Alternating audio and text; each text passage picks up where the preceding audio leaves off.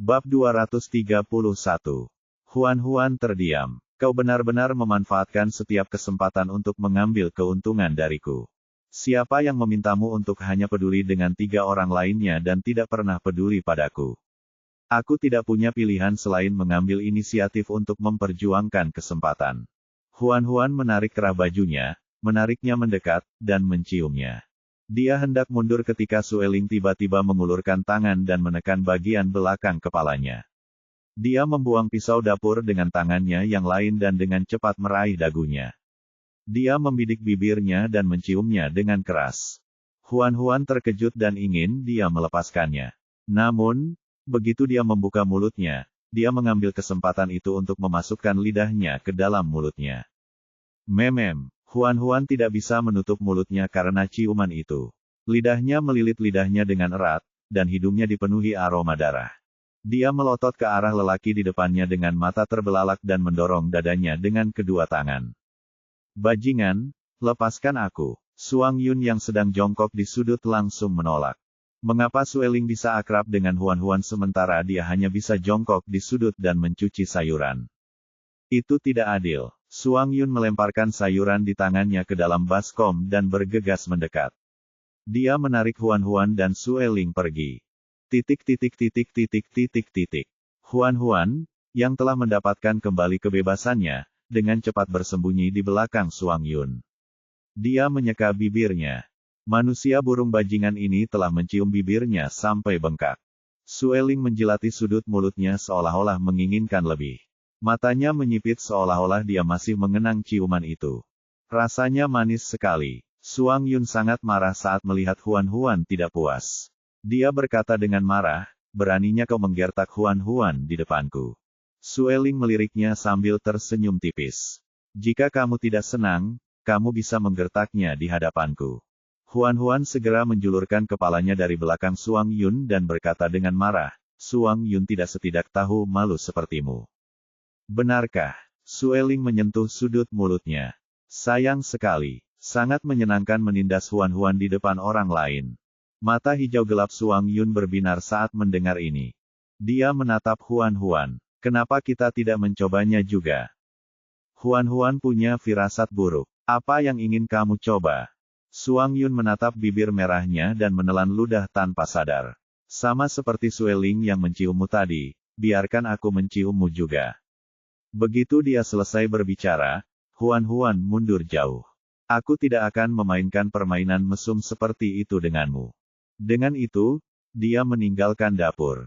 Baidi mengumpulkan pakaian kering ke dalam rumah. Dia terkejut melihat Huan berlari keluar dari dapur seolah-olah dia sedang berlari menyelamatkan diri. Mengapa kamu berlari begitu cepat? Begitu Huan melihatnya, dia berlari dan memeluk pinggangnya seolah-olah dia telah melihat penyelamatnya. Bajingan Sueling itu sebenarnya yang menghasut Suang Yun untuk menindasku. Baidi mengulurkan tangannya untuk membelai kepalanya. Jangan takut, aku di sini. Tidak ada yang bisa mengganggumu. Huan mengusap dadanya. Kamu yang terbaik. Baidi tersenyum penuh pengertian pada perilaku kekanak-kanakannya. Aku harus membawa pakaian ke atas. Aku akan pergi bersamamu. Baidi mengangkatnya dengan satu tangan dan melangkah ke atas. Mereka masuk ke kamar tidur. Baidi membaringkan Huan di tempat tidur. Dia membuka lemari, melipat pakaian satu persatu, dan menaruhnya di lemari. Huan mengayunkan kakinya yang ramping sambil memperhatikannya bekerja. Tiba-tiba dia bertanya, apakah kamu akan pergi ke hutan besok untuk menghadapi binatang buas yang terinfeksi penyakit darah mati? Baidi mengiyakan. Ya, semakin cepat mereka mengatasi bahaya tersembunyi itu, semakin cepat mereka bisa merasa tenang. Huan sedikit khawatir. Apakah kamu akan berada dalam bahaya? Akan ada bahaya, tapi aku bisa berjanji padamu bahwa kita akan kembali dengan selamat. Huan tidak ingin mereka berada dalam bahaya, tetapi dia tahu bahwa masalah penyakit darah mati harus diselesaikan. Dia tidak bisa menahan perasaan sedikit tertekan. Kalau saja dia bisa membantu. Sistem itu tiba-tiba muncul. Apakah kamu benar-benar ingin membantu mereka? Sedikit terkejut, Huan melirik Baidi. Tidak pantas untuk berbicara dengan sistem di depannya. Dia hanya bisa mengangguk sedikit sebagai jawaban. Sistem itu berkata, apakah kamu ingat buku panduan pengantar untuk alkimia? Huan terus mengangguk. Ada cabang ilmu alkimia yang berhubungan dengan pola binatang. Kau bisa mempelajarinya. Kau mungkin akan menemukan sesuatu. Huan masih memikirkan apa yang dikatakan sistem saat Bai Di selesai melipat pakaian. Dia menggendong Huan turun ke bawah. Makan malam telah siap. Sueling hanya membuat ayam panggang. Untungnya, ayam panggang ini sangat besar. Cukup untuk semua orang. Huan mendekat dan menciumnya. Baunya cukup harum. Sueling menggunakan pisau tulang untuk memotong daging yang paling empuk. Ia kemudian mengambil beberapa sayuran matang dari perut ayam dan menaruhnya di piring yang telah ia siapkan sebelumnya. Ia sendiri yang membawa piring penuh makanan itu ke Huan. Cobalah dan lihat bagaimana rasanya. Selain makanan, ada bunga besar yang diukir dari wortel di piring. Huan tidak dapat menahan diri untuk tidak memuji. Aku tidak menyangka kamu tahu cara mengukir bunga dari wortel. Keterampilanmu tidak buruk. Sueling mencium pipinya. Aku mengukir bunga ini khusus untukmu. Apakah kamu menyukainya? Tidak buruk. Aku cukup menyukainya. Bunga yang terbuat dari wortel tidak terlalu berharga, tetapi usahanya sangat berharga. Huan memakan sebagian ayamnya. Enak sekali. Bibir Sueling melengkung, dan mata merahnya dipenuhi dengan rasa geli. Selama kamu menyukainya, tidak apa-apa meskipun aku berbau seperti minyak dan asap. Pada saat ini, semua orang sudah mulai makan. Keahlian memasak Sueling diakui dengan suara bulat oleh semua orang. Huan berkata sambil makan, jika kamu berusaha keras untuk merayu wanita lain, pasti akan mudah bagimu untuk menemukan pasangan. Kamu tidak akan melajang selama ini. Sueling berkata perlahan, aku sangat pemilih. Aku hanya bisa memasak untuk wanita yang aku suka. Maksudnya ialah tidak ada orang lain yang memenuhi syarat untuk mencicipi masakannya. Dia tetap sombong seperti sebelumnya. Namun, Huan tidak menganggapnya menyebalkan. Sebaliknya, dia merasa bahwa dia agak imut seperti ini. Dia berkata, karena kamu sangat pandai memasak, kamu akan bertanggung jawab untuk memasak di masa depan. Suang Yun akan bertanggung jawab untuk mencuci piring dan sayuran. Sebelum Sueling sempat berbicara, Suang Yun berbicara terlebih dahulu. Atas dasar apa? Aku pemimpin suku, tapi kau memintaku menjadi asisten seseorang. Memalukan sekali, kan? Huan membelai kepalanya dan merapikan bulunya. Tidak seorang pun dari kita akan memberitahu siapapun. Aku jamin tidak seorang pun akan tahu bahwa kamu bekerja di bawah Sueling. Suang Yun mendengus. Aku tahu, kau hanya tidak menyukai masakanku. Saya tidak meremehkanmu. Saya hanya berpikir bahwa kamu masih punya ruang untuk berkembang. Kamu bisa belajar lebih banyak dari Sueling. Ketika keterampilan memasakmu mencapai standar di masa depan, kamu bisa menjadi koki. Suang Yun bertanya, apa yang harus saya lakukan agar bisa lulus? Huan tidak bisa menjawab untuk sesaat. Sang Ye, yang berada di sampingnya, melanjutkan dengan tenang, asalkan kamu bisa memakan masakanmu sendiri dan mengatakan bahwa masakanmu lezat, kamu akan lulus. Huan segera mengangguk tanda setuju. Ya, Sang Ye benar. Suang Yun sangat percaya diri. Itu terlalu mudah. Bagi saya, itu mudah saja. Semua orang terdiam. Suang Yun mengangkat alisnya dan bertanya, apakah kamu tidak percaya padaku? Huan menundukkan kepalanya dan memakan ayam itu. Ayam ini benar-benar lezat. Bai Di berkata, memang tidak buruk. Semuanya, selamat menikmati. Oleh karena itu, semua orang terus makan ayam dengan gembira dan berpura-pura tidak mendengar kata-kata Suang Yun. Suang Yun tidak mempercayainya. Setelah semua orang selesai makan dan kembali ke kamar masing-masing untuk beristirahat, dia bersembunyi di dapur dan membuat sepanci sup daging. Dia mencicipinya. Astaga, bab 232. Keesokan paginya, Bai Di dan Suang Yun turun gunung. Kali ini, anak serigala tidak mengikutinya. Sueling pergi ke wilayah suku bulu untuk berdiskusi dengan Sen Yan tentang pengiriman orang untuk menyelidiki pasukan iblis. Oleh karena itu, hanya Huan, Sang Ye, dan anak-anak yang tersisa di rumah. Oh benar, Ada juga panda raksasa yang hanya tahu cara makan dan tidur. Pagi harinya, Huan-Huan mengantar anak-anak ke kelas seperti biasa. Setelah kembali untuk makan siang, anak-anak serigala keluar untuk bermain dengan teman-teman mereka sambil membawa bola bambu di mulut mereka. Sang Ye sedang memilah-milah kulit binatang yang baru saja dibawanya dari berburu. Nia masih makan. Huan-Huan pergi ke kamar tidur sendirian dan mengeluarkan pengantar buku pegangan alkimia. Dia menemukan catatan tentang pola binatang. Ada 2 jenis pola binatang. Salah satunya adalah pola bintang, seperti yang ada pada Baidi, Suangyun, Sang Ye, dan yang lainnya. Pola itu mirip dengan tato. Begitu seekor binatang membangkitkan jiwa binatangnya, pola bintang akan muncul di tubuhnya. Itu adalah simbol dari binatang berjiwa. Jenis lainnya adalah pola sihir. Pola sihir hanya muncul pada iblis. Setiap iblis bisa memiliki lebih dari 1 pola sihir. Semakin banyak pola sihir yang mereka miliki, semakin kuat mereka. Oleh karena itu, banyak setan yang ditutupi pola-pola ajaib dengan berbagai bentuk. Itu adalah simbol kekuatan. Huan-Huan teringat akan penampilan Han Ying dan bertanya dengan rasa ingin tahu, mengapa aku tidak melihat pola sihir apapun pada Han Ying saat dia dalam wujud manusia.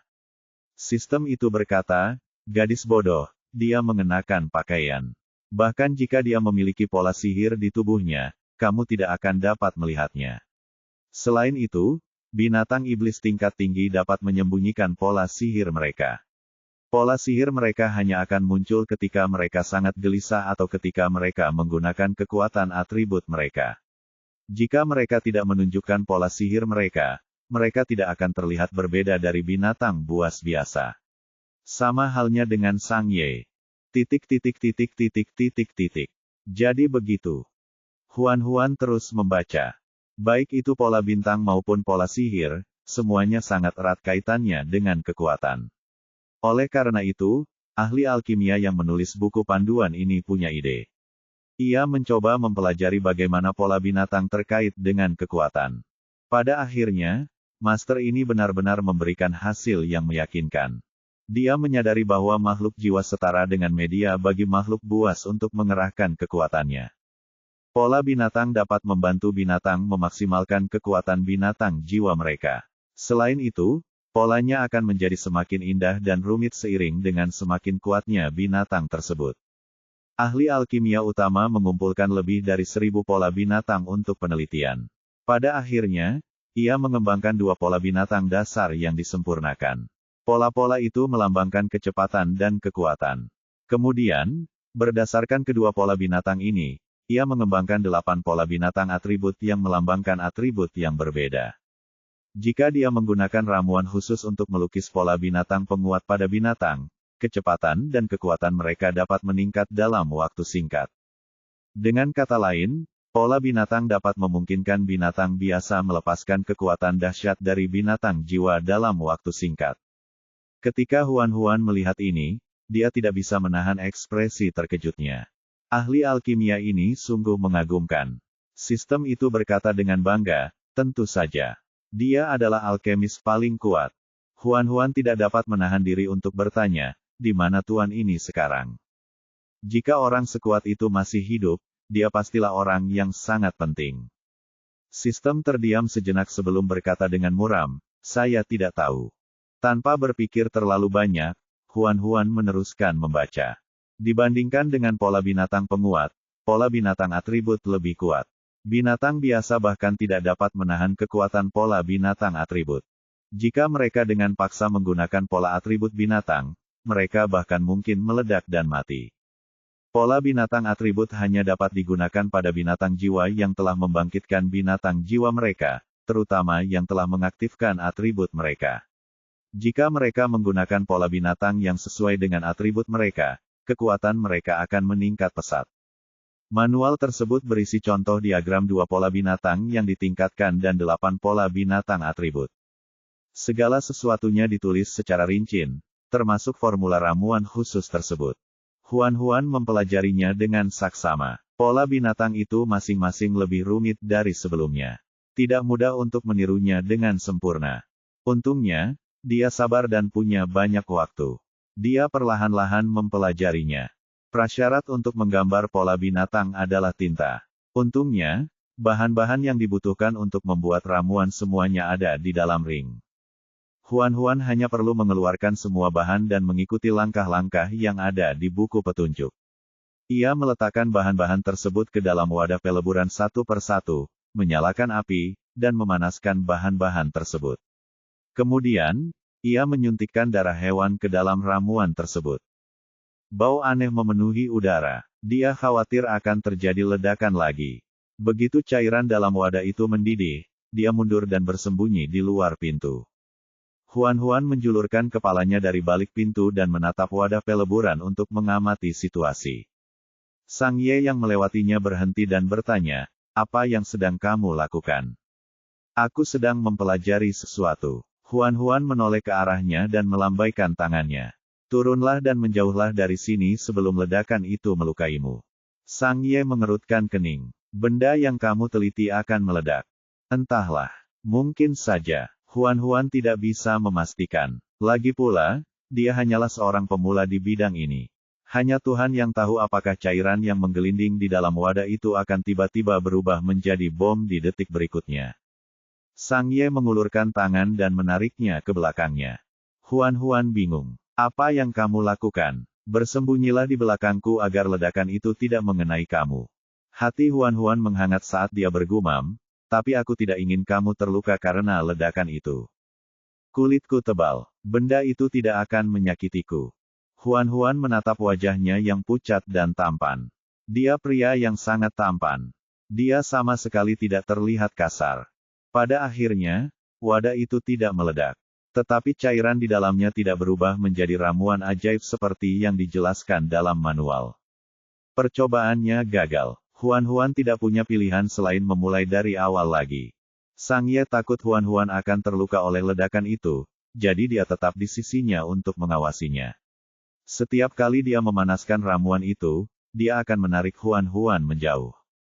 Pada percobaan ketiga, wadah itu meledak seperti yang diharapkan. Untungnya ledakan kali ini tidak serius. Hanya wadah yang meledak, dan tidak menyebabkan kerusakan lain. Huan dan Sang Ye juga tidak terluka karena mereka bersembunyi jauh. Sang Ye membantu membersihkan cairan obat di tanah. Huan menundukkan kepalanya seperti anak kecil yang melakukan kesalahan. "Maaf," katanya dengan frustrasi. Sang Ye berkata, "Kamu tidak melakukan kesalahan apapun. Mengapa kamu meminta maaf? Aku telah merepotkanmu. Menurutku itu bukan masalah. Sebaliknya, aku senang bisa membantumu. Aku senang dibutuhkan olehmu." Sang Ye membersihkan lantai. Setelah memastikan bahwa si betina kecil itu tidak akan terpeleset, dia berdiri. Huan memeluknya dari belakang dan menempelkan wajahnya ke punggungnya. "Apa menurutmu aku tidak berguna?" katanya dengan cemberut. Bab 233. Kau tahu banyak hal. Kau tahu cara menulis, menggambar, mengobati penyakit, dan menyelamatkan orang. Kau tahu semua itu. Jika kau menganggap dirimu tidak berguna meskipun begitu, bagaimana dengan makhluk lain? Nada bicara Sang Ye sangat tenang, dan kata-katanya tanpa emosi, tetapi Huan dapat mendengar rasa nyaman di dalamnya. Dia berbisik, "Jika aku sehebat yang kau katakan, aku bisa membuat ramuan. Jangan mengatakan hal-hal seperti itu untuk merendahkan diri sendiri. Kamu pasti bisa melakukannya jika kamu mencoba beberapa kali lagi." Huan tidak bisa menahan senyum. "Apakah kamu begitu percaya padaku?" "Ya, aku sangat percaya padamu. Karena kamu sangat percaya padaku, aku tidak bisa mengkhianati kepercayaanmu." Dia perlahan melepaskan pinggangnya dan mengepalkan tangan kecilnya. "Aku akan mencoba lagi." Sang Ye mengusap kepalanya. "Semoga berhasil." Huan mencoba beberapa kali lagi. Akhirnya, pada percobaan ke-8, ia berhasil meramu ramuan yang tepat. Dia dengan hati-hati mengisi baskom kayu dengan ramuan itu. Sambil menatap ramuan merah tua di baskom, dia menghela napas lega. Akhirnya selesai. Sang Ye bertanya, "Apa gunanya ramuan ini?" "Saya ingin menggambar sesuatu dengannya." Huan mencoba selusin kali lagi dan berhasil 5 kali. Dia menuangkan semua ramuan itu ke dalam baskom kayu dan mengisinya sampai penuh. Hari sudah malam. Baidi dan Suang Yun belum kembali. Sueling sudah menyiapkan makan malam. Huan menghabiskan makanannya dengan cepat dan berkata kepada Sang Ye dan Sueling, "Aku akan tidur sendiri malam ini." Dengan itu, dia berlari ke atas menuju kamar tidurnya untuk meneruskan mempelajari pola-pola binatang itu. Sebelum tertidur, Sang Yelai mengetuk pintunya. Huan mendongak dari kekacauan itu dan menarik gaunnya yang kusut sebelum bangkit untuk membuka pintu. Dia melihat Sang Ye berdiri di luar pintu dan bertanya, "Ada apa?" Sang Ye bertanya, "Apakah kamu benar-benar tidak membutuhkan aku untuk tidur denganmu malam ini? Aku tidak bisa ereksi sekarang. Kamu tidak perlu khawatir aku akan melakukan itu padamu. Kamu bisa tidur dengan tenang." Huan tercengang. Dia tidak menyangka Sang Ye akan mengakui bahwa dia tidak bisa ereksi tanpa mengedipkan mata. Dalam keadaan normal, bukankah pria sangat peduli dengan hal-hal seperti itu? Sungguh memalukan untuk mengakui bahwa dia tidak bisa melakukannya di depan pasangannya. Namun Sang Ye tampaknya tidak peduli. Namun, meskipun dia peduli, Huan tidak dapat mengetahuinya. Wajahnya selalu dingin. Ekspresinya tidak berubah sama sekali. Bahkan seorang psikolog yang baik tidak akan dapat mendeteksi apapun dari wajahnya. Huan terbatuk pelan. "Aku ada urusan malam ini. Aku akan sibuk sampai larut malam. Tidurlah dulu. Jangan khawatirkan aku." Sang Ye bertanya, "Apa yang sedang kamu lakukan?" Huan ragu-ragu. Melihat hal ini, Sang Ye berkata, "Tidak apa-apa jika kamu tidak bisa mengatakannya. Aku hanya ingin tahu apakah kamu butuh bantuan. Aku tidak merasa lelah sekarang. Tidak masalah apakah aku tidur atau tidak. Jika kamu butuh bantuan, kamu bisa langsung memberi tahuku. Aku harap aku bisa membantu." Huan segera berkata, "Tidak merepotkan. Aku hanya berpikir bagaimana cara memberitahumu." Dia berhenti sebentar dan menoleh ke samping. "Masuklah dulu." Sang Ye masuk ke dalam kamar. Ia melihat tempat tidur dan karpet dipenuhi lempengan batu, serta beberapa kulit domba dan dedaunan. Sebuah baskom kayu berisi ramuan diletakkan di atas lemari. Huan menggaruk kepalanya karena malu. "Agak berantakan. Jangan pedulikan itu. Tidak apa-apa." Sang Ye mengambil lempengan batu dan menyadari bahwa ada beberapa pola aneh di atasnya yang tidak dapat dipahaminya. "Apakah kamu sedang menggambar?" "Ya. Aku sedang belajar menggambar pola binatang." Sang Ye menatapnya dengan heran. "Mengapa kamu menggambar pola binatang?" Huan menjelaskan penggunaan pola binatang. Setelah mendengar perkataannya, Sang Ye sangat terkejut, tetapi wajahnya masih tanpa ekspresi. Dia tampak sangat tenang. "Jika pola binatang ini benar-benar ajaib seperti yang kamu katakan, kita dapat mempromosikannya di suku di masa depan. Pada saat itu, kekuatan tempur seluruh suku serigala batu akan meningkat pesat." Huan mengangguk pelan. "Ya, kuharap berhasil." Sang Ye tidak dapat membantu menggambar pola binatang, tetapi dia tidak pergi. Sebaliknya, dia tetap berada di sisi Huan dan diam-diam membantunya merapikan kulit domba dan dedaunan yang berserakan di mana-mana. Setelah membereskannya, dia tetap diam dan memperhatikan Huan menggambar. Setelah satu malam, Huan akhirnya bisa meniru pola binatang itu. Dia mengamati pola pada lempengan itu dan menghela napas panjang lega. Usahanya sepanjang siang dan malam tidak sia-sia. Demi kenyamanan, Huan berencana mengukir pola binatang di lempengan batu. Sayangnya, dia terlalu lemah untuk mengukir garis yang tepat. Akhirnya, Sang Ye membantunya mengukir pola pada semua 10 lempengan batu. Huan menyentuh pola-pola pada lempengan batu. "Mari kita cari seseorang untuk membantu menguji pola-pola binatang ini." Sang Ye berkata, "Biar aku coba." Huan sedikit ragu. "Tapi ini pertama kalinya aku menggunakan pola binatang. Aku tidak tahu seberapa efektifnya. Bagaimana jika?" "Tidak ada pertanyaan, bagaimana jika? Aku percaya padamu." Nada bicara Sang Ye sangat tenang dan tegas. Huan terdiam sejenak. Akhirnya, dia menyetujui usulannya.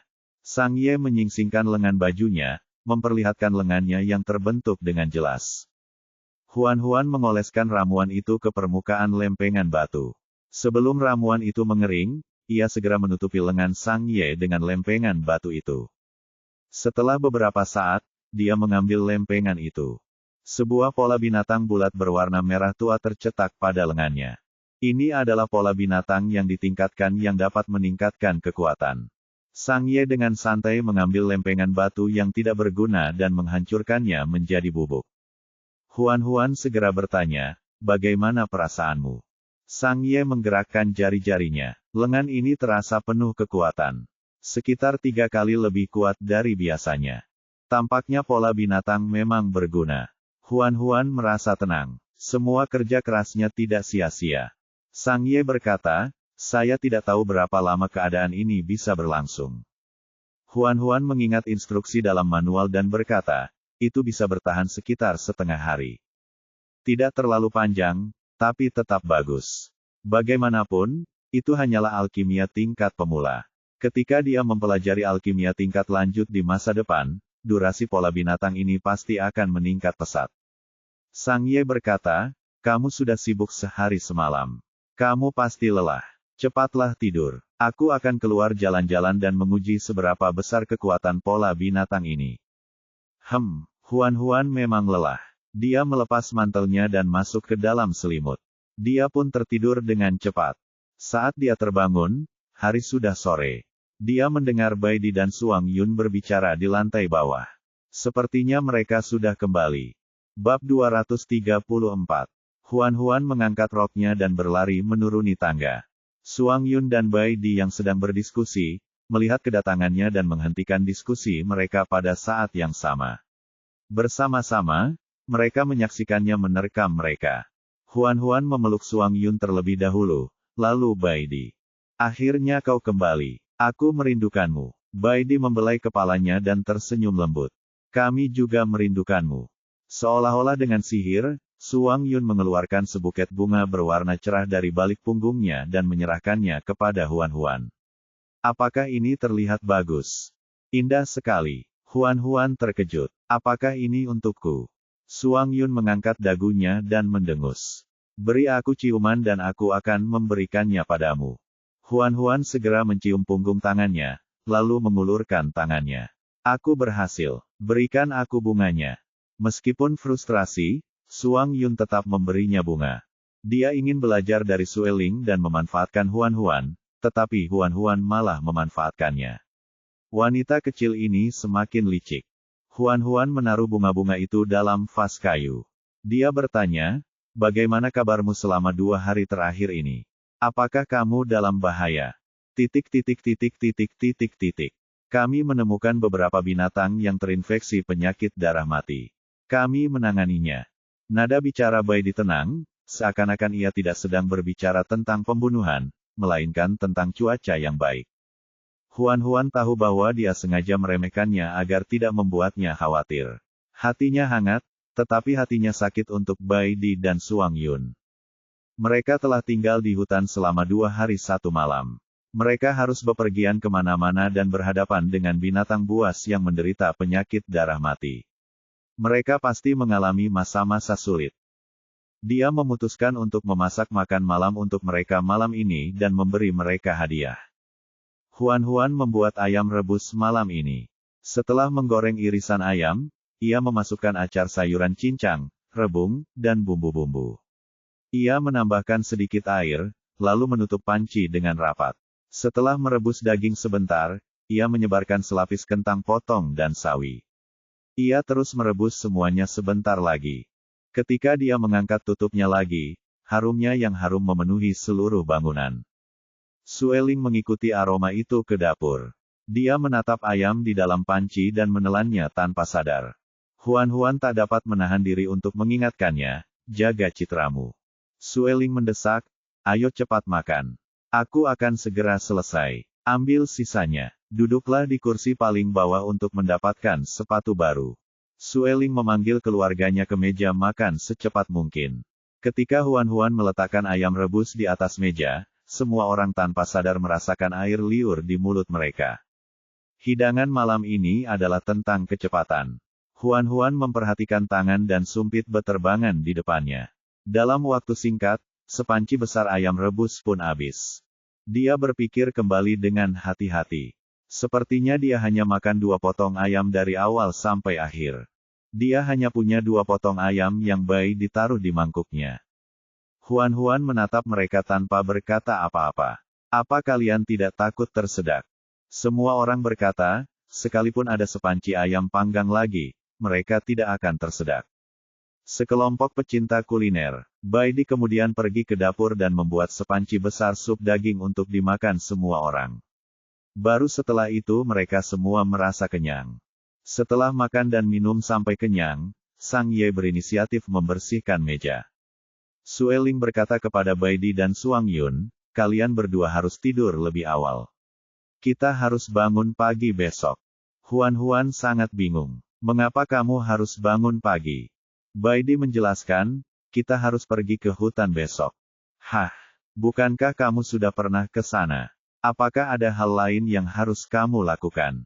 Baidi berkata, kami baru memeriksa hutan di dekat separuh gunung batu ini. Kami belum selesai memeriksa separuh lainnya. Kami harus melanjutkannya besok. Suang Yun mencondongkan tubuhnya ke depan Huan-Huan. Tidurlah denganku malam ini. Aku harus pergi lagi besok pagi. Aku tidak tahu berapa lama perjalanan ini akan berlangsung. Jangan menolakku malam ini. Huan-Huan membelai rambut putih keperakannya yang pendek dan berkata, ini bukan saatnya membicarakan hal ini. Ada hal lain yang ingin kukatakan padamu. Apa itu? Huan-Huan mengeluarkan 10 lempengan batu dengan pola binatang dan memperkenalkan penggunaan pola binatang. Kali ini, bukan hanya Suang Yun dan Baidi saja, bahkan Sueling yang sudah melihat banyak hal pun tak kuasa menahan ekspresi terkejutnya. Untuk meyakinkan mereka, Huan-Huan secara khusus mendorong Sang Ye keluar. Saya sudah memintanya untuk mencoba pola binatang penguat. Dia bilang itu berguna. 3 lainnya menatap Sang Ye. Sang Ye menyingsingkan lengan bajunya. Pola binatang buas di lengannya telah menghilang. Dia berkata, pola binatang buas itu memang meningkatkan kekuatanku dalam waktu singkat. Efeknya jelas, tetapi ada juga beberapa efek sampingnya. Huan-Huan segera bertanya, apa akibatnya? Setelah efek pola binatang itu hilang, aku tidak bisa mengerahkan kekuatan apapun di lenganku untuk sementara waktu. Aku bahkan merasa sakit. Tubuhku telah kehilangan inderanya, jadi aku tidak bisa benar-benar merasakan sakit. Aku tidak bisa memastikannya, jadi ini hanya spekulasiku.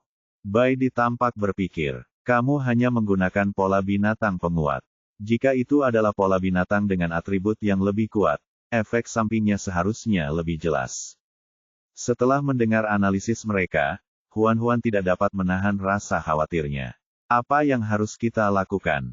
Kupikir pola binatang ini dapat membantumu. Dia tidak menduga akan ada akibatnya. Tidak disebutkan hal ini dalam buku petunjuk. Sueling dengan santai mengambil lempengan batu dan berkata sambil tersenyum tipis, menurutku tidak masalah jika ada efek sampingnya.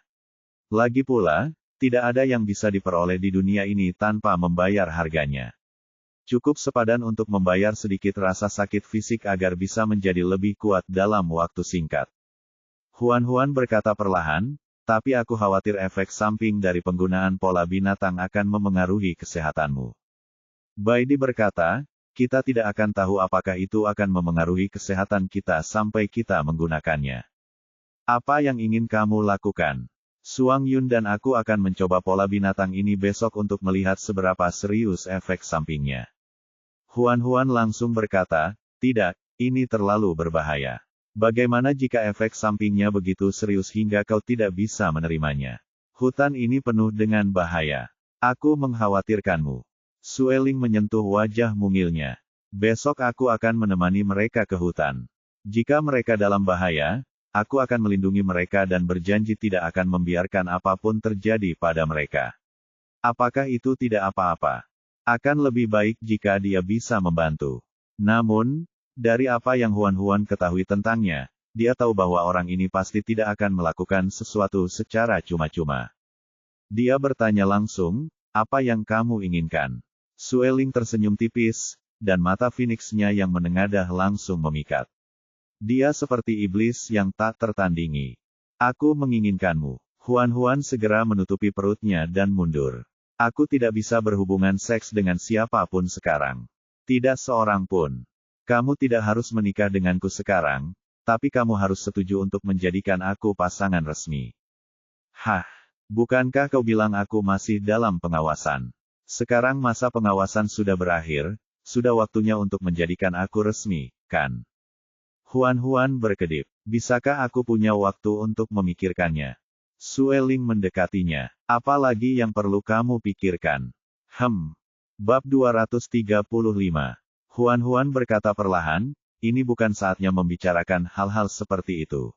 Kita akan membahasnya di antara kita setelah kita menyelesaikan krisis yang disebabkan oleh penyakit darah mati.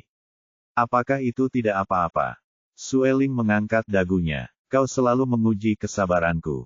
Menjadi pasangan bukanlah hal yang mudah. Tentu saja, aku harus berhati-hati. Sueling tidak ingin mendesaknya terlalu keras. Dia tersenyum. Baiklah, aku akan menunggu. Cepat atau lambat kau akan menjadi milikku. Huan tidak tahan melihatnya begitu bertekad. Dia tidak bisa menahan diri untuk bergumam pelan, itu mungkin tidak terjadi. Apa katamu? Huan berkata perlahan, apa aku mengatakan sesuatu? Aku tidak mengatakan apapun. Kamu pasti salah dengar. Sueling mengetuk ujung hidungnya. Wanita kecil yang nakal. Huan meletakkan lempengan batu dan ramuan ke dalam ruang. Jika mereka ingin menggunakan pola binatang, mereka tinggal mengeluarkan lempengan batu dan ramuan dari ruang. Itu sangat praktis. Malam itu, Huan tidur dengan Baidi. Sebelum fajar keesokan harinya, Baidi, Suang Yun, dan Sueling diam-diam meninggalkan rumah. Mereka memimpin 100 serigala jantan menuruni gunung. Sueling melebarkan sayapnya dan terbang ke langit. Baidi, Suang Yun, dan yang lainnya berubah menjadi wujud binatang dan menuju hutan. Ketika mereka melewati tempat tinggal sementara, mereka dihentikan oleh Miu Wei dan 10 penjaga. Miu Wei tersenyum ramah kepada mereka. Aku tahu kalian akan pergi ke hutan untuk membersihkan pasien yang menderita penyakit darah mati. Ini masalah yang sangat penting. Bisakah kami ikut dengan kalian? Baik Baidi maupun Suang Yun tidak mengatakan apapun. Miu Wei melanjutkan, meskipun kami hanya berjumlah 11 orang dan kami sangat lemah, sudah menjadi tugas setiap binatang untuk membasmi penyakit darah mati. Kami bersedia menyumbangkan kekuatan kami. Patriark Suang Yun, saya harap Anda dapat memenuhi keinginan kami. Suang Yun merenung sejenak. Baiklah, ikutlah denganku jika kau mau. Miu Wei sangat senang. Terima kasih atas izinmu, Patriark Suang Yun. Maka masuklah 11 ekor binatang ular lagi ke dalam hutan. Tidak lama setelah mereka pergi, Huaisan berjalan keluar dari kedutaan dewa. Ia tidak membiarkan para penjaga mengikutinya. Sebaliknya, ia berjalan melewati tempat tinggal sementara itu sendirian dan tiba di dekat gua tempat koala-koala itu dikurung. Ada 2 serigala jantan yang menjaga pintu masuk. Huaisan menyadari bahwa ia tidak dapat mendekati gua tersebut, jadi ia hanya dapat berbalik dan pergi. Namun, ia tidak pergi jauh. Sebaliknya, ia menemukan tempat tersembunyi di dekatnya untuk bersembunyi. Langit segera cerah. Seekor antelop kurus membawa sarapan dan air menuju gua. Huaisan tahu bahwa binatang antelop itu ada di sana untuk mengantarkan makanan bagi koala. Ia segera berjalan mendekat dan berpura-pura sedang terburu-buru. Saat ia menundukkan kepala untuk mencari sesuatu, ia menabrak binatang antelop itu. Binatang antelop itu mundur selangkah. Ia hendak mengumpat ketika melihat bahwa pihak lain sebenarnya adalah utusan dewa yang terhormat. Ia segera menahan amarahnya dan membungkuk hormat. Utusan dewa. Huaisan berkata, saya kehilangan kristal hitam. Kristal itu seharusnya ada di dekat sini. Bantu saya mencarinya. Binatang antelop itu tidak curiga. Ia segera meletakkan ember kayu berisi makanan dan air dan mulai membantu mencari jejak kristal. Saat dia tidak melihat, Huaisan mengaduk tongkat kayu berlumuran darah di dalam air. Setelah beberapa saat, Huaisan berpura-pura mengambil kristal dari tanah dan berkata dengan heran, aku menemukannya. Jadi, Ini dia.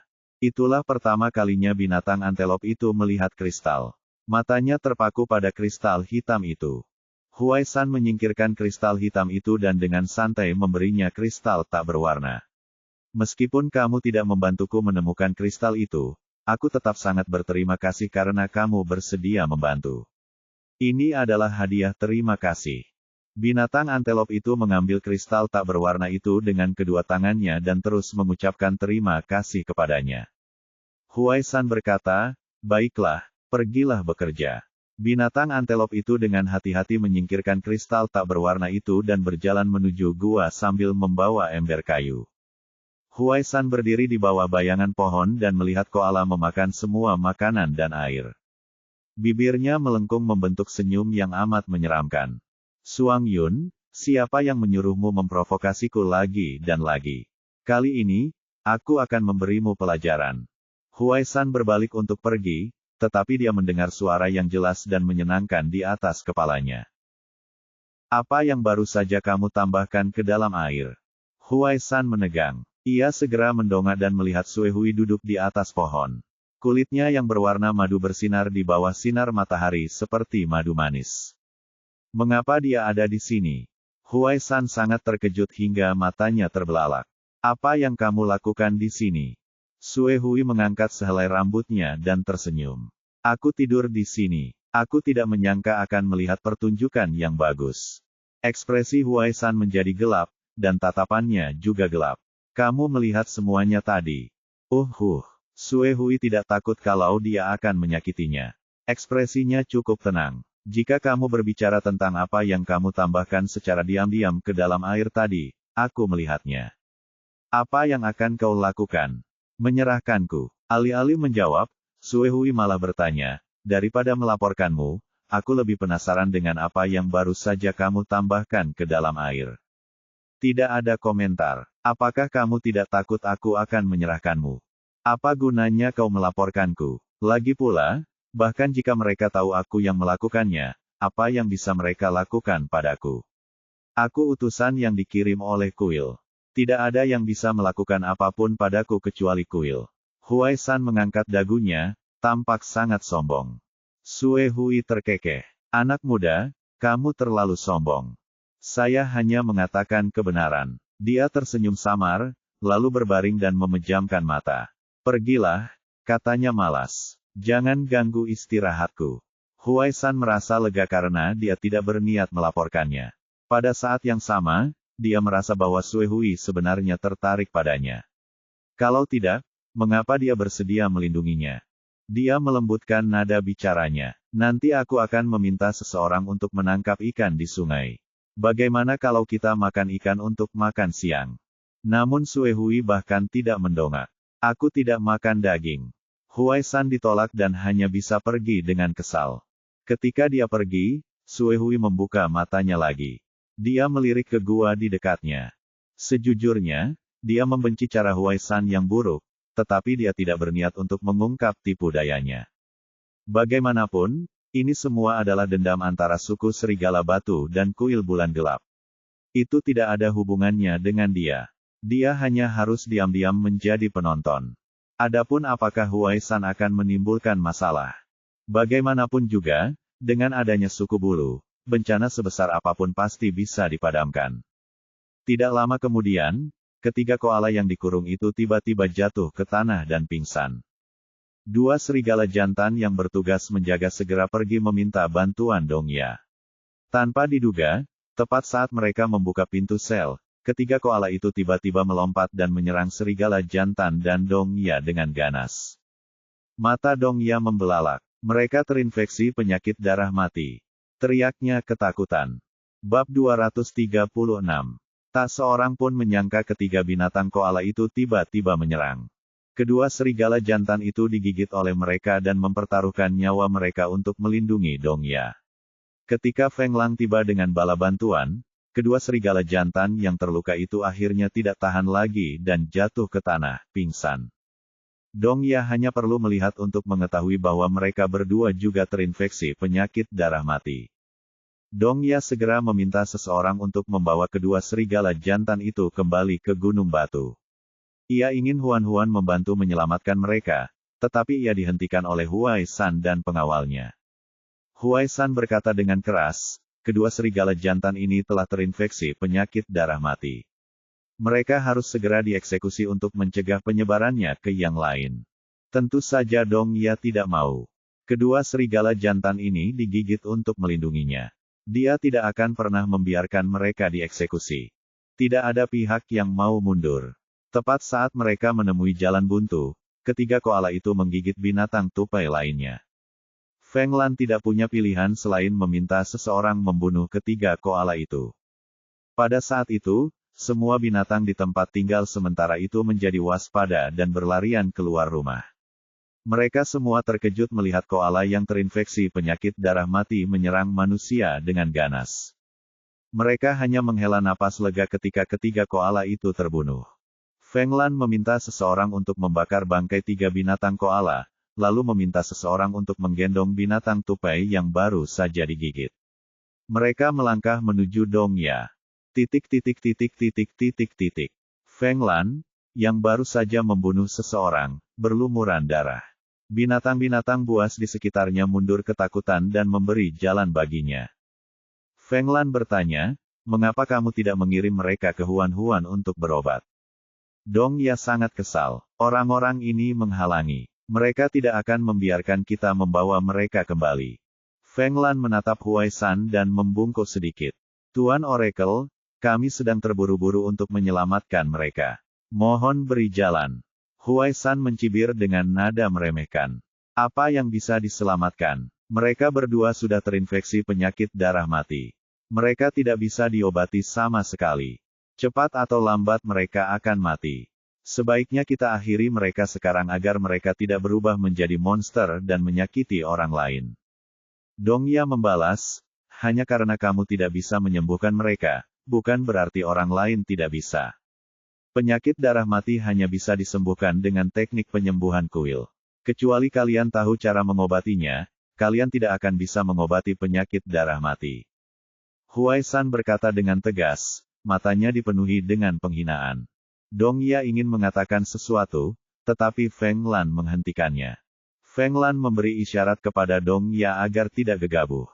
Kemudian, ia berkata kepada Huai San, karena kau dikirim ke Gunung Batu untuk membantu menekan penyebaran penyakit darah mati, aku yakin kau pasti tahu teknik penyembuhannya. Tolong bantu mengobati orang-orang kami. Kami akan selalu berterima kasih. Namun, Huai San berkata, mereka hanya dua binatang biasa yang hina. Jika mereka mati, biarlah. Mereka tidak layak untuk kuobati dengan mantra penyembuhan. Dong Ya mengejek dengan terus terang, jangan membuat alasan di sini. Kamu tidak bisa menyembuhkan mereka. Huai San sangat tidak senang. Teknik penyembuhan kuil dapat menyembuhkan penyakit dan rasa sakit apapun. Penyakit darah mati saja tidak ada apa-apanya. Kalau begitu, tunjukkan teknik penyembuhanmu. Beritahu kami bahwa kamu tidak sedang membual. Huai San melihat sekelilingnya dan menyadari semua binatang sedang memperhatikannya. Dia telah berencana membunuh beberapa binatang milik suku serigala batu untuk memberi pelajaran pada Suang Yun. Tetapi pada saat ini, Huai San tiba-tiba punya rencana. Dia memutuskan untuk mengubah rencananya. Huai San mengangkat dagunya. Teknik penyembuhan itu sangat berharga. Secara logika, kita seharusnya tidak menggunakannya dengan mudah. Namun, melihat bagaimana kau memohon padaku, aku akan membuat pengecualian dan membiarkan kalian, para binatang desa, yang belum pernah melihat dunia, mempelajarinya. Mendengar dia mengatakan bahwa dia akan menggunakan teknik penyembuhan, semua binatang yang hadir melebarkan mata mereka dan menatap Huai San tanpa berkedip. Mereka semua ingin melihat seberapa hebat teknik penyembuhan legendaris itu. Di bawah tatapan antusias semua orang, Huai San mengeluarkan kristal hitam seukuran telur merpati. Dia berjongkok, menutupi dahi binatang serigala yang tak sadarkan diri itu dengan satu tangan, dan menggenggam kristal hitam itu dengan tangan lainnya. Dia menutup matanya dan melantunkan mantra dengan lembut. Nyanyiannya sangat lembut, dan nadanya sangat aneh. Tak seorang pun yang hadir bisa memahaminya. Sesaat kemudian, kristal hitam itu bersinar dingin. Meskipun Dong Ya tidak menyukai Huai San, dia tertarik pada teknik penyembuhan legendaris itu. Dia berdiri sangat dekat dengan Huai San dan menatapnya tanpa berkedip. Entah mengapa, Dong Ya tiba-tiba merasa sangat lelah. Ia tidak bisa mengerahkan tenaga sedikit pun. Ketika mantra penyembuhan selesai, serigala yang terluka itu membuka matanya. Luka-luka di tubuhnya sudah sembuh. Mantra penyembuhan benar-benar dapat menyembuhkan penyakit darah mati. Semua orang gempar. Mereka terkejut dan menatap Huai San dengan mata penuh kekaguman. Pada saat itu, Dong Ya jatuh ke tanah dengan keras. Dia pingsan, dan wajahnya pucat. Feng Lan segera membantunya berdiri. Dong Ya, ada apa? Mata Dong Ya terpejam, dan wajahnya pucat. Dia tampak seperti telah kehilangan banyak berat badan, dan pipinya sedikit cekung. Bahkan ada beberapa helai rambut putih di rambut hitamnya. Dia tampak seperti telah menua beberapa tahun. Tidak peduli seberapa keras Feng Lan berteriak, Dong Ya tidak bisa bangun. Bahkan napasnya pun menjadi sangat lemah. Namun, Huai San tampaknya telah menduga hal ini dan tidak terkejut sama sekali. Dia terus merawat dua binatang lain yang digigitnya. Kristal hitam itu sangat terang. Feng Lan merasakan pandangannya menjadi gelap, dan tenaga dalam tubuhnya cepat terkuras. Ia tak kuasa menahan diri untuk tidak jatuh ke tanah. Ketika tatapannya tertuju pada Huai San, ia melihat sudut mulut Huai San melengkung membentuk senyum puas. Kamu, Feng Lan hanya berhasil mengatakan ini sebelum penglihatannya menjadi gelap dan dia terjatuh ke tanah. Seperti Dong Ya, dia menjadi jauh lebih tua dan kurus kering. Bukan hanya Feng Lan, bahkan dua binatang serigala yang paling dekat dengannya pun pingsan.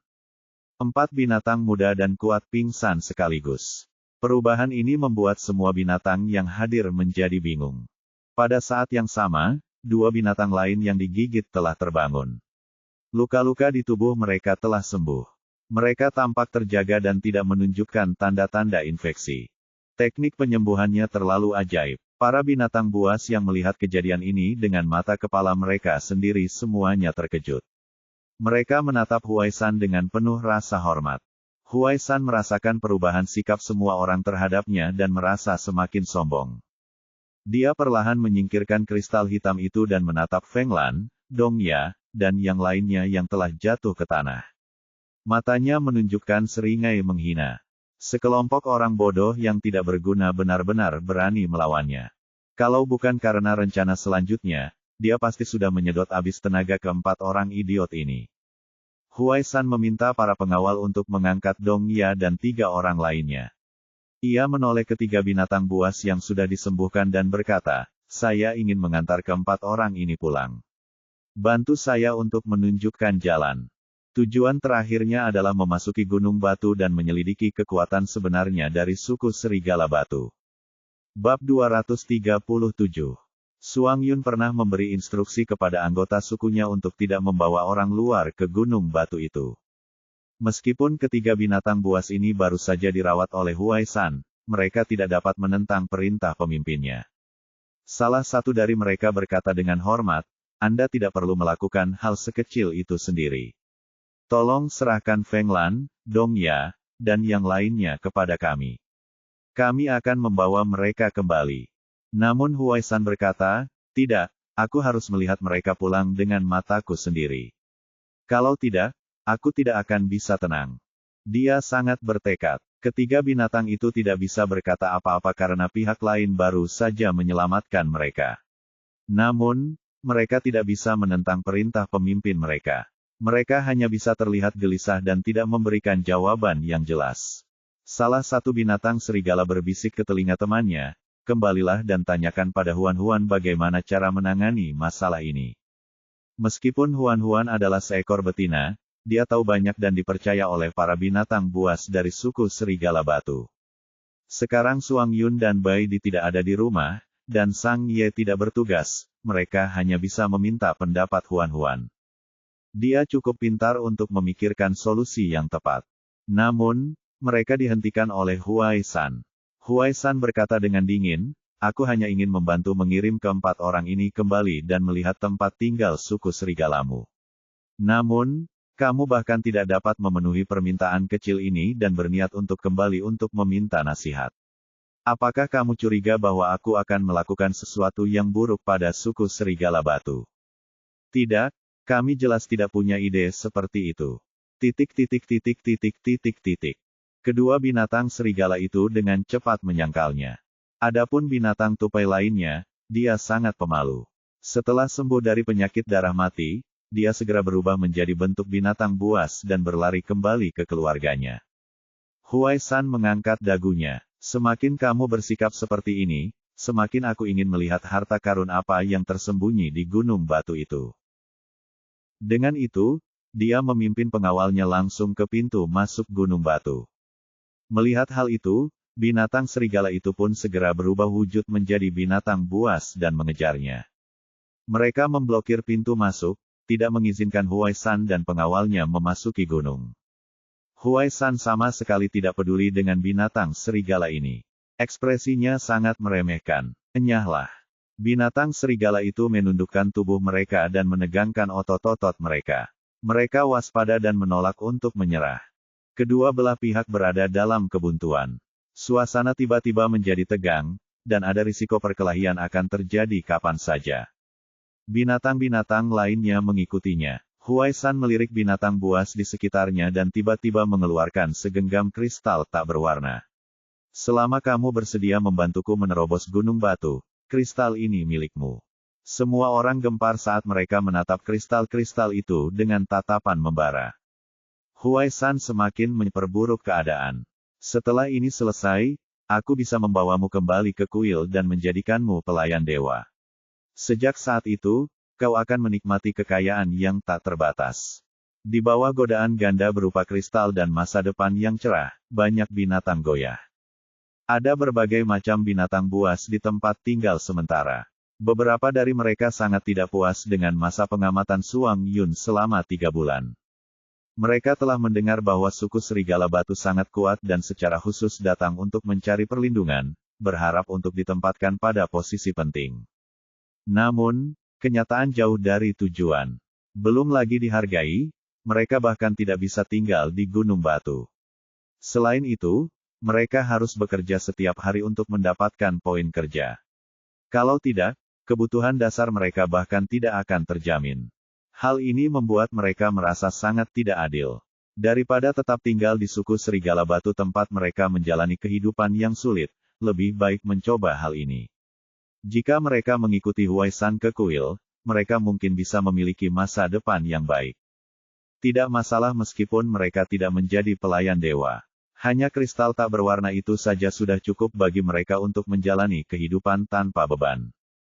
Banyak binatang buas tergerak oleh kondisi Huai San yang murah hati dan bergabung dengan kubunya untuk membantunya melawan binatang serigala. Awalnya hanya ada lebih dari 10 orang di pihak Huai San, tetapi dalam sekejap mata, sekarang ada lebih dari 80 binatang buas. Selain itu, ada lebih dari 100 binatang buas yang berdiri tidak jauh dari sana dan menyaksikan. Kebanyakan dari mereka ingin melindungi diri mereka sendiri. Pada saat ini, Meng Li bergegas datang membawa beberapa ekor kuda liar. Sebagai salah satu tetua suku serigala batu, Meng Li berdiri di depan binatang serigala dan membungkuk sedikit kepada Huai San dengan ekspresi serius. Lord Oracle, hanya ada beberapa lubang di gunung batu tempat suku kita tinggal. Tidak ada yang bisa dilihat. Silakan kembali. Sudut mulut Huai San berkedut membentuk senyum dingin.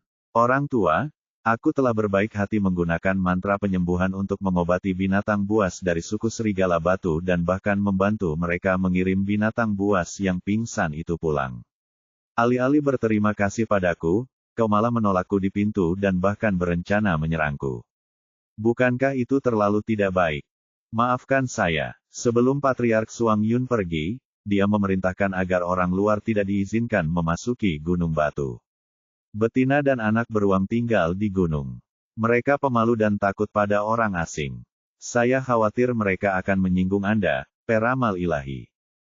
Tapi aku bersikeras untuk masuk dan melihat-lihat. Meng Li sedikit mengernyit. Kalau begitu, maafkan kami karena bersikap kasar. Huai San mengusap kristal hitam di tangannya dengan tatapan sinis. Mereka yang menghalangi jalanku akan mati. Kedua belah pihak saling memamerkan taring dan cakar mereka. Pertarungan akan segera terjadi. Sang Ye sedang menjahit di rumah. Akhir-akhir ini, cuaca berangsur-angsur menjadi panas. Akan sangat pengap jika mengenakan jaket yang terbuat dari kulit, jadi Huan berencana untuk membuat jaket dari katun. Jaket tersebut akan lebih menyerap keringat dan nyaman dikenakan. Sayangnya, dia tidak pandai membuat pakaian, jadi dia hanya bisa meminta bantuan Sang Ye. Dia memberitahu Sang Ye gaya pakaian yang diinginkannya. Sang Ye membuat mantel berlengan panjang dengan kerah tegak sesuai dengan deskripsinya. Ia bahkan membuat 2 kancing indah dengan potongan-potongan kain. Huan sangat terkesan. Sang Ye-ku, kamu sangat mengagumkan. Sang Ye memotong benang dan mengibaskan mantelnya 2 kali. Ayo, coba. Huan segera melepas jaket kulitnya dan mengenakan jaket katun barunya. Jaket ini lebih panjang. Ujung jaketnya bisa mencapai lutut Huan, dan sedikit roknya bisa terlihat di bawahnya. Pinggangnya juga sangat menonjol. Ditambah dengan 2 kancing kecil di kerah, dia tampak sangat anggun dan imut. Huan mengangkat roknya dan berputar. Apakah aku terlihat bagus? Sang Ye berkata, indah sekali. Huan memeluk lehernya dan mencium bibirnya. Kamu hebat.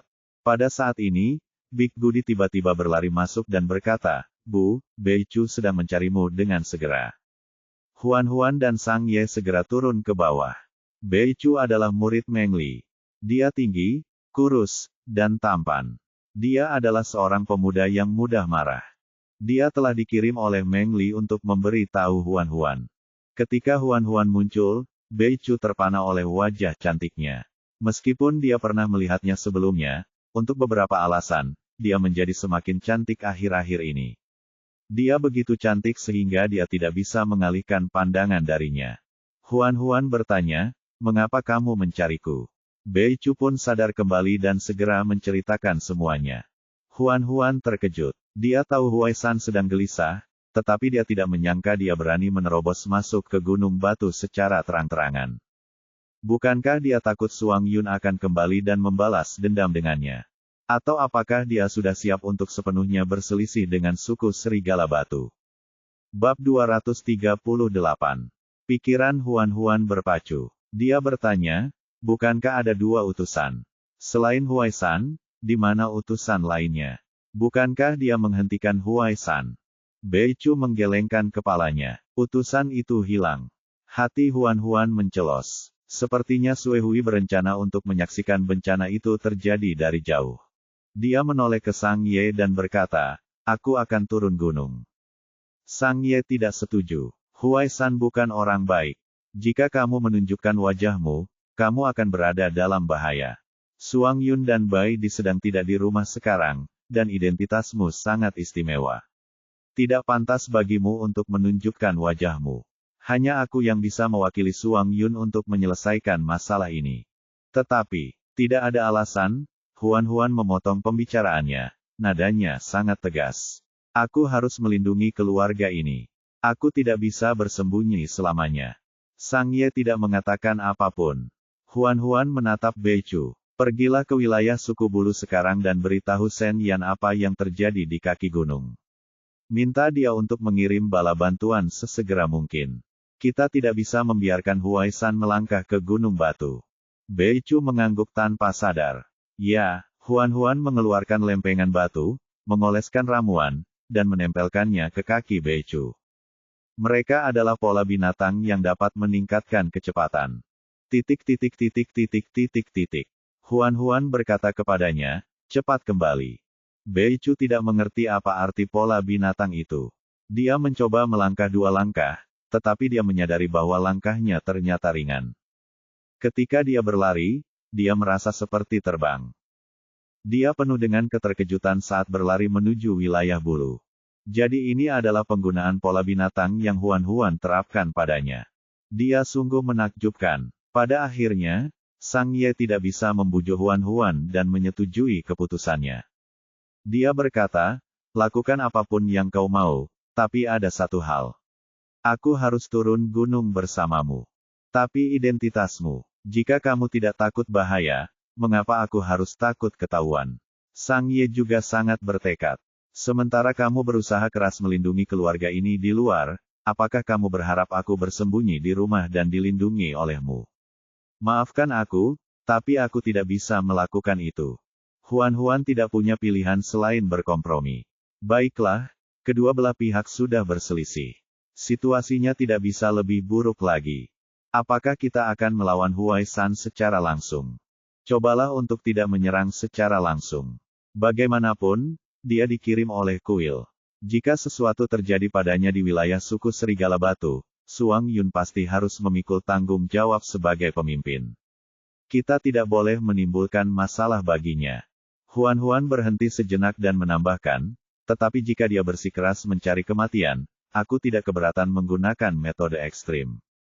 Lalu apa yang ingin kamu lakukan? Huai San memilih untuk menyerang saat ini karena Suang Yun dan yang lainnya tidak ada di rumah. Binatang serigala itu tidak memiliki pemimpin, jadi dia ingin memanfaatkan situasi tersebut. Namun dia lupa bahwa selain pemimpin suku, ada juga seorang dukun. Sang Ye segera memahami pikirannya. Dia bertanya, apakah kamu sudah memikirkannya? Apakah kamu yakin ingin melakukan ini? Tentu saja, Huan tenang. Selama ini ia bersembunyi, menghindari semua bahaya. Namun, nalurinya mengatakan bahwa suatu hari nanti, ia tidak akan bisa menghindarinya lagi. Sama seperti sekarang, apapun yang akan terjadi, akan terjadi. Tidak ada yang perlu ditakutkan. Sang Ye mengeluarkan jubah lembut dan menutupinya. Di luar dingin. Jubah itu dijahit dari potongan-potongan kulit binatang utuh. Ada lapisan tipis wol putih pendek di permukaannya. Sangat lembut dan nyaman saat disentuh. Bahkan ada lingkaran bulu rubah putih di bagian kerah. Wajah kecil Huan bahkan lebih menawan, dan matanya yang cerah bersinar karena tekad. Sang Ye menatap wajahnya sejenak, lalu mengeluarkan selembar kain yang terbuat dari sutra salju. Setelah melipatnya beberapa kali, dia menutupi sebagian besar wajahnya. Hanya mata dan dahinya yang terlihat. Dia berkata, lebih baik jika tidak ada yang melihat wajahmu. Huan tidak tahu betapa mematikannya wajahnya. Ketika dia melihat ekspresi serius Sang Ye, dia tidak bisa menahan diri untuk mengangguk. Oh, begitu mereka berdua keluar dari rumah, 4 anak serigala tiba-tiba muncul. Mereka mengelilingi Huan dan mengibaskan ekor besar mereka. Big Goody berkata, Bu, kami akan pergi bersamamu. Kami bisa melindungimu. Huan ingin menolak, tetapi dia mendengar Sang Ye berkata, bawa mereka. Tapi berbahaya di bawah gunung. Aku bisa melindungi kalian semua. Jangan terlalu khawatir, kata Sang Ye dengan tenang. Bahkan jika kalian tidak setuju dengan anak-anak yang turun gunung, dengan kepribadian Big Goody, dia pasti akan menyelinap turun gunung bersama saudara-saudaranya. Akan lebih buruk lagi jika dia membuat masalah. Huan merasa ragu. Big Goody dan yang lainnya sangat patuh. Mereka tidak akan melakukan hal seperti itu, kan? Mata Big Goody berubah. Dia tampak licik. Pada akhirnya, Huan mendengarkan pendapat Sang Ye dan setuju untuk membawa anak-anak itu turun gunung. Yang mengejutkan Huan, Nia, yang biasanya hanya tahu makan dan tidur, ikut juga. Big Goody menggendong Huan menuruni gunung. Meskipun Big Goody masih di bawah umur, tubuhnya yang seperti serigala terlihat tinggi dan sehat. Dia tampak sangat mengagumkan. Big Goody melirik binatang beruang bambu di sampingnya dan tidak bisa menahan diri untuk bertanya. Mengapa kamu mengikuti kami daripada tinggal di rumah dan menunggu kematian? Karena kekuatan wanita Big Goody yang kuat, Nia tidak berani menatap mata Big Goody. Dia hanya bisa berbisik canggung, lagi pula, aku ini binatang jantan. Tidak ada alasan bagi kalian para wanita untuk mengambil risiko sementara aku tinggal di rumah. Jika adikku tahu, dia pasti akan membenciku. Big Goody sudah membencinya. 2 dari 3 kalimatmu tentang adikmu. Apakah kau begitu bergantung pada adikmu? Kakakku baik padaku. Aku sangat menyukainya. Cek, kau hanya bisa menjadi antek seumur hidupmu. Huan mengelus kepala Big Goody. Jangan selalu menggertak Nia. Big Goody mengibaskan ekornya yang besar dan berbulu. Dengan peningkatan pola binatang, Beicu dengan cepat bergegas ke wilayah suku bulu dan melihat pemimpinnya, Sen Yan. Ketika Shen Yan mengetahui ada seseorang yang mencoba menerobos masuk ke Gunung Batu, ia segera membawa anak buahnya menuruni gunung. Semua binatang berbulu itu bersayap dan terbang sangat cepat. Mereka berangkat lebih lambat, tetapi mereka tiba di kaki gunung lebih awal daripada Huan-Huan. Ketika keluarga Huan-Huan berjalan keluar dari Gunung Batu, mereka melihat Huai San dan yang lainnya telah dikelilingi oleh binatang berbulu. Shen Yan berdiri di depan binatang berbulu itu dan menatap Huai San dengan tajam. Huai San sama sekali tidak takut. Dia berkata dengan keras, "Ini masalah pribadi antara aku dan suku Serigala Batu. Itu bukan urusanmu." Shen Yan berkata, "Kita juga tinggal di Gunung Batu. Jika kamu menerobos masuk ke Gunung Batu, itu sama saja dengan menerobos masuk ke wilayah kita. Tentu saja, kita harus ikut campur." Menerobos masuk. Huai San tersenyum aneh. Dia melirik penjaga di belakangnya. "Aku hanya ingin mengirim mereka pulang karena kebaikan." Feng Lan, Dong Ya, dan yang lainnya diseret keluar oleh para penjaga. Keempatnya masih tak sadarkan diri. Mereka tampak sekarat. Bab 239. Shen Yan merendahkan suaranya. "Serahkan saja pada kami. Aku akan mengirim mereka pulang." Huai San mencibir. "Itu tidak akan berhasil. Kau adalah pemimpin suku bulu, dan mereka adalah binatang buas dari suku Serigala Batu. Jika kau membawa mereka pergi dan sesuatu terjadi, bagaimana aku akan menjelaskannya kepada Patriark Suang Yun? Demi keselamatan, lebih baik aku mengirim mereka pulang sendiri." Shen Yan berkata bahwa suku bulu dan suku Serigala Batu adalah tetangga yang bersahabat. Dia juga berteman dengan Suang Yun dan pasti akan menjaga suku Serigala Batu dengan baik. Tetapi apapun yang dikatakannya, Huai San tidak mau melepaskannya. Jelaslah bahwa dia bertekad untuk memasuki gunung itu. Mengirim binatang-binatang ini pulang hanyalah alasannya. Shen Yan agak tidak sabaran. Kalau bukan karena pihak lain itu dari kuil, dia pasti sudah mencabik-cabik ular berbahaya ini menjadi dua.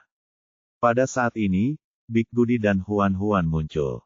Binatang serigala itu mengenali Huan-Huan. Ketika mereka melihatnya, mereka memberi jalan kepadanya. Meng Li segera melangkah maju dan mengerutkan kening. "Mengapa kamu di sini? Dengan apa yang terjadi, tentu saja, saya harus mengambil tindakan sendiri."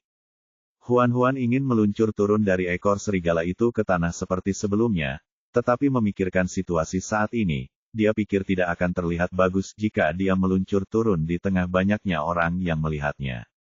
Dia mengulurkan tangannya dan digendong oleh Sang Ye. Pergerakan binatang serigala itu menarik perhatian Huai San. Ia melihat ke arah suara itu dan melihat seorang wanita mungil. Meskipun separuh wajahnya tertutup, ia dapat melihat dari matanya bahwa wanita itu adalah wanita cantik yang langka. Huai San tersenyum jahat. "Wanita mana ini? Dia sangat cantik." Huan-Huan berbicara dengan tenang seolah-olah dia tidak melihat keserakahan di matanya. "Terima kasih atas kebaikanmu, Tuan Oracle. Kau membantu mengobati orang-orangku yang menderita penyakit darah mati.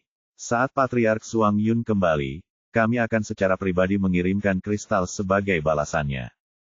Huai San berkata dengan acuh tak acuh, "Siapa kamu? Mengapa aku harus mendengarkanmu? Saya seorang dukun dari suku Serigala Batu. Saya ingin tahu apakah identitas ini membuat saya memenuhi syarat untuk berbicara dengan Anda." Huai San sedikit tertegun, lalu tertawa terbahak-bahak. "Seorang wanita bisa menjadi dukun. Ini lelucon terlucu yang pernah kudengar seumur hidupku. Hahaha." Dia tersenyum tanpa rasa takut, sama sekali mengabaikan wanita lembut ini. Setelah selesai tertawa, Huan-Huan berkata lagi, "Jika kamu tidak percaya padaku, kamu bisa bertanya kepada yang lain di suku Serigala Batu dan melihat apakah aku mengatakan yang sebenarnya." Meng Li segera berdiri dan berkata dengan keras, "Wanita ini adalah dukun dari suku Serigala Batu kita." "Itu benar." Muridnya, Bei Chu, segera menjawab, "Benar sekali. Dia adalah dukun itu." Binatang serigala pun menyetujui dan mengatakan bahwa Huan-Huan adalah dukun suku tersebut. Meskipun dia tidak pernah secara resmi mengambil peran sebagai dukun di masa lalu, dia selalu menjadi orang yang mengobati orang-orang di suku tersebut. Justru karena keterampilan medisnya yang luar biasa, populasi suku serigala batu hampir tidak berkurang dalam setahun terakhir. Selain itu, dia pandai berkata-kata dan memiliki banyak pengetahuan. Dia juga bersedia mengajar anak-anak di sukunya. Semua anggota suku sangat menghormatinya. Bahkan dapat dikatakan bahwa prestise Huan-Huan di suku serigala batu tidak lebih rendah dari Suang Yun. Karena dia bilang dia dukun, pastilah dia dukun. Tidak ada seorang pun di suku serigala batu yang lebih memenuhi syarat menjadi dukun daripada dia. Ekspresi Huai San berangsur-angsur menjadi gelap. Dia menatap mata Huan-Huan. Suang Yun benar-benar membiarkan seorang wanita menjadi dukun. Apakah suku serigala batu milikmu telah jatuh ke keadaan ini? Menghadapi ejekan itu, Huan-Huan tetap bersikap acuh tak acuh. Jabatan dukun selalu diperuntukkan bagi mereka yang mampu. Saya memiliki kemampuan dan prestise. Mengapa saya tidak bisa menjadi dukun? Tapi kamu hanya seorang perempuan. Perempuan dilahirkan untuk tinggal di rumah dan melahirkan. Aku belum pernah mendengar seorang perempuan menjadi dukun. Huan-Huan tiba-tiba mengajukan pertanyaan yang sama sekali tidak berhubungan. Apakah kamu pernah mendengar cerita tentang seekor katak di dasar sumur? Huai San mengerutkan kening. Katak apa? Dahulu kala, ada seekor katak yang tidak tahu apa-apa lagi sejak ia lahir. Setiap hari, ia akan melihat ke atas dan melihat bahwa langit itu sebesar sumur tempat ia berada. Oleh karena itu, ia berasumsi bahwa seluruh langit hanya seukuran sumur itu. Ia bahkan merasa puas akan hal itu dan merasa bahwa ia sangat pintar. Awalnya, Huai San tidak mengerti apa maksud cerita ini. Setelah beberapa saat, dia bereaksi dan langsung marah. Kamu benar-benar mengejekku karena bersikap seperti katak bodoh itu. Huan-Huan terkekeh. Saya hanya mengingatkan Anda bahwa selalu ada seseorang yang lebih baik. Anda belum pernah melihat banyak hal ajaib, tetapi itu benar-benar ada. Jangan menjadi katak dalam sumur. Dia berhenti sejenak dan menoleh ke anak-anak di sampingnya. Apakah kalian ingat ini? Anak-anak dengan patuh menjawab, ya. Mehem, patuh sekali. Huai San merasa bahwa dirinya diremehkan oleh wanita mungil ini. Dia menggertakkan giginya karena marah. Kau mencari kematian. Huan-Huan masih sangat tenang. Apakah kamu benar-benar akan melawan kami? Apakah kamu yakin bisa mengalahkan kami? Tidak hanya ada hampir 100 binatang serigala, tetapi ada juga lebih dari 100 binatang berbulu. Mereka semua pemberani dan pandai bertarung.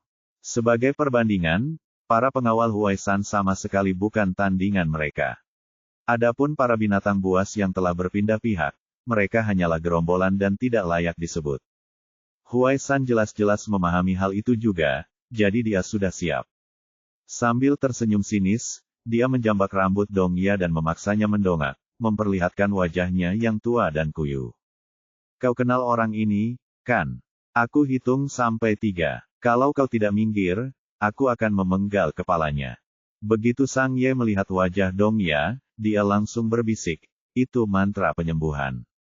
Huan-Huan meliriknya. Sang Ye menjelaskan, prasyarat untuk merapal mantra penyembuhan adalah menyerap vitalitas orang lain. Untuk merapal mantra penyembuhan, Huai San menyerap vitalitas Dong Ya.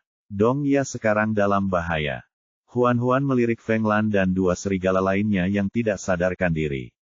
Ketiganya mungkin telah kehilangan vitalitas mereka seperti Dong Ya, itulah sebabnya mereka tidak sadarkan diri.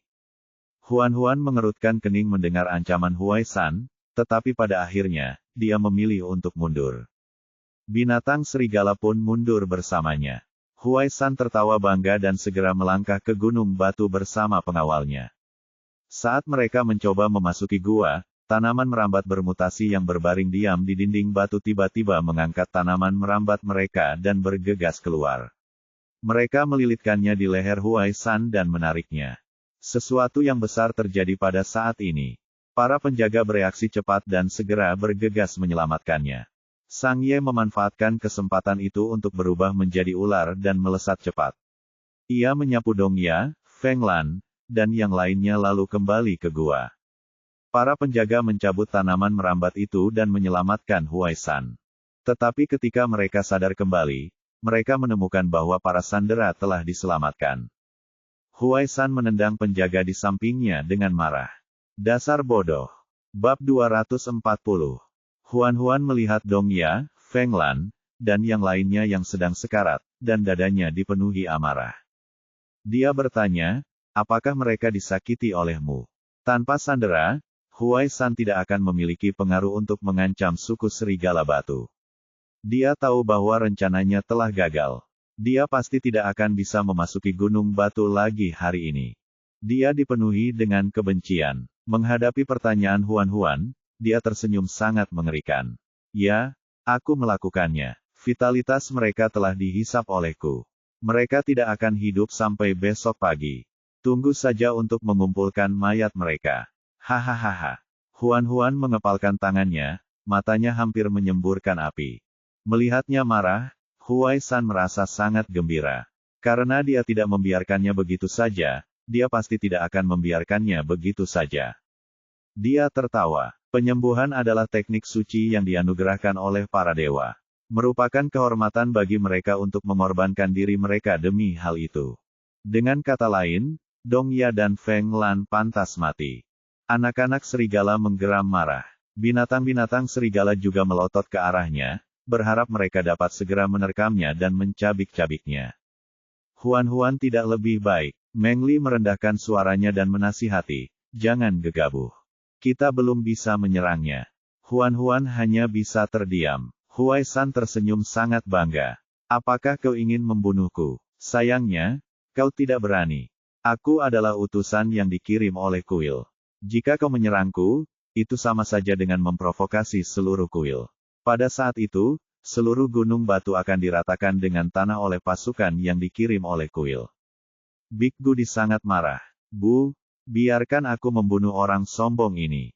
Huan berbalik dan berkata dengan suara rendah, ayo kembali. Mama, jangan katakan sepatah kata pun lagi. Big Gudi hanya bisa menundukkan ekornya dan diam dengan enggan. Melihat Huan hendak pergi, Huai San menjadi semakin bangga. Dengan statusnya sebagai utusan, dia tahu tidak akan ada yang berani menyerangnya. Dia tersenyum sombong dan berkata, bahkan jika kamu tidak mengizinkanku memasuki gunung batu hari ini, kuil bulan gelap tidak akan membiarkanmu pergi. Cepat atau lambat, pasukan kuil akan mengambil alih gunung batu itu. Siapapun yang menghentikanku hari ini akan mati. Huan berhenti, matanya tersembunyi dalam bayangan. Huai San masih berteriak, jika aku jadi kamu, aku akan berlutut dan tunduk padaku. Aku akan membiarkanmu hidup karena kamu seorang wanita. Huan mengangkat tangannya untuk menyentuh kuncup kecil di dekat telinganya. Bagaimana kalau aku tidak melakukannya? Kalau begitu aku akan membunuh keluargamu. Aku akan membiarkanmu melihat mereka mati tanpa kuburan. Kamu terlalu sombong. Huai San berkata dengan bangga, jadi apa? Kecuali kau membunuhku hari ini, aku pasti akan membuat suku serigala batumu berdarah. Karena kau sangat ingin mati, aku akan memenuhi keinginanmu. Huan menyentuh kelopak bunga teratai. Teratai kecil, bunuh dia. Sebelum dia sempat menyelesaikan kalimatnya, teratai itu tiba-tiba melesat keluar. Sebelum seorang pun sempat bereaksi, bunga teratai telah membuka kelopaknya dan menggigit leher Huai San. Mata Huai San terbelalak tak percaya. Dia sangat marah. Huan benar-benar berani membunuhnya. Dengan tarikan yang kuat, kepala Huai San jatuh ke tanah dan berguling 2 kali. Mayat Huai San jatuh ke tanah, dan darah dengan cepat menyebar. Teratai itu kembali ke bentuk kuncupnya yang kecil dan kembali ke kepala Huan. Teratai itu sangat tenang dan patuh. Seolah-olah bunga ganas yang telah menggigit leher Huai San bukanlah dirinya sama sekali. Perubahan itu terjadi terlalu tiba-tiba. Saat semua orang bereaksi, Huai San sudah mati. Ekspresi para penjaga langsung berubah. Mereka berubah menjadi binatang buas dan menerkam Huan. Namun, Sang Ye dan binatang serigala tidak memberi mereka kesempatan. Mereka menghentikan mereka di tengah jalan, dan kedua belah pihak bertarung. Melihat bahwa binatang serigala berada di atas angin, Shen Yan tidak berniat ikut campur. Tak lama kemudian, belasan penjaga itu semuanya ditangkap. Baru kemudian Huan berbalik. Tatapannya menyapu mayat Huai San sebelum berhenti pada para penjaga. Kunci mereka dan tunggu Suang Yun kembali. Pada saat ini, Shen Yan tiba-tiba menyela, menurutku, yang terbaik adalah membunuh mereka sekarang. Bagaimanapun, utusan itu telah terbunuh. Para penjaga itu tidak bisa dibiarkan hidup. Mereka harus disingkirkan. Huan terdiam. Shen Yan mengerutkan kening. Pada titik ini, apakah kamu masih ingin mundur? Huan menyentuh cincin di jari manisnya. Setelah beberapa saat, dia berbisik, bunuh. Begitu dia selesai berbicara, lebih dari selusin penjaga tewas di tempat. Bau darah yang pekat hampir membuat sesak napas. Ujung-ujung jari Huan gemetar saat dia memegang jari manisnya. Sang Ye tiba-tiba memegang tangannya. Kembalilah. Serahkan ini padaku. Telapak tangannya besar, tidak sehangat telapak tangan Baidi, tetapi bisa diandalkan. Huan perlahan mulai tenang. Tidak apa-apa, katanya. Aku bisa melakukannya. Sang Ye berkata, jangan memaksakan dirimu. Lebih dari selusin binatang buas mati sekaligus, dan semuanya berasal dari kuil. Dikatakan bahwa mereka sangat mulia. Semua binatang yang hadir terkejut dan bahkan tidak berani bernapas. Terutama 70-an binatang buas yang terpikat oleh kristal yang dipersembahkan Huai San dan membantu Huai San melawan suku serigala batu. Mereka semua pucat karena takut dan gemetar. Mereka semua berlutut dan memohon belas kasihan. Meng Li melirik binatang buas itu dan bertanya dengan suara rendah, apa yang harus kita lakukan dengan orang-orang ini? Suara Huan terdengar dingin. Suku serigala batu tidak membutuhkan pengkhianat seperti itu. Maksudmu untuk mengusir mereka dari suku serigala batu? Meng Li sedikit mengernyit karena dia merasa hukuman ini terlalu ringan. Potong dulu kakinya, baru buang. Meng Li bertepuk tangan dan tersenyum. Baiklah. Tatapan Huan menyapu binatang buas di sekitarnya. Dia sangat tenang. Lakukan di depan orang-orang ini. Biarkan mereka melihat apa yang terjadi pada pengkhianat.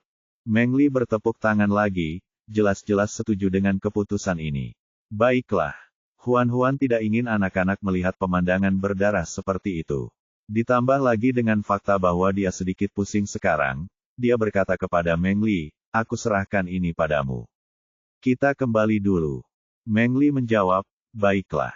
Keluarga Huan kembali ke rumah. Begitu dia memasuki rumah, Huan pingsan dan hampir pingsan. Sang Ye segera menangkapnya. Ada apa? Tidak apa-apa. Aku hanya gugup dan sedikit pusing. Huan mengusap pangkal hidungnya. Aku akan baik-baik saja setelah istirahat. Sang Ye menuangkan segelas air untuknya. Setelah minum air tersebut, Huan merasa sedikit lebih baik. Ia meminta Sang Ye untuk membuat 4 mangkuk sup. Kemudian, ia memotong jarinya dan mencampurkan setetes darah ke dalam setiap mangkuk. Huan meminta Sang Ye untuk mengirimkan obat kepada Feng Lan, Dong Ya, dan yang lainnya. Setelah Sang Ye pergi, Huan ingin berbaring di tempat tidur sebentar. Dia bangkit dan berjalan ke atas. Namun, saat dia mencapai tangga, dia merasakan sakit yang tajam di perutnya. Dia memegangi perutnya dan membungkuk karena tidak nyaman.